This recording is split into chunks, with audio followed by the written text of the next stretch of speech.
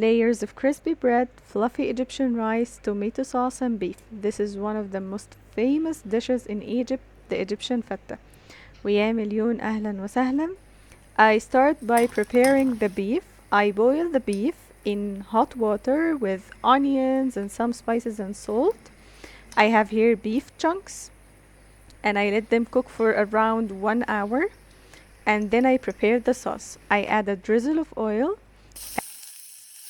some garlic. This recipe depends on the garlic. And here I want the garlic to be light brown, and when it gets this color I add the vinegar. This is white vinegar. And then I add tomato juice. And then I season it with salt and black pepper. I don't need more spices. That's it. And I don't let it boil for a while. I want it to be kinda watery like this, not so thick. And now it's ready. Now for the rice, I add a drizzle of oil. And I have here 2 cups of Egyptian rice. And in Fattah we can't use any type of rice, just the Egyptian rice. And I season it with salt. I don't add much salt, only 1 teaspoon, because the broth already has salt.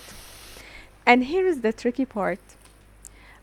Egyptian rice, we add the same amount of liquid as the rice. So if I have here 2 cups of rice, will be 2 cups of broth or whatever.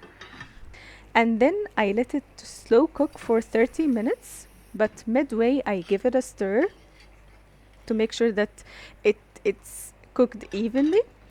And then voila, here is the rice. See, it's fluffy and amazing. I wish you can smell what I smell here. Actually, I like to eat the rice like this alone without anything. And now I prepare the bread. I have here some ghee, and this is Egyptian bread. Also for fattah, we need Egyptian bread. This Egyptian bread is dried, so you can use the oven or the air fryer to dry it out. I actually leave it on the air and it's like this. I crack it into small pieces, as you see here.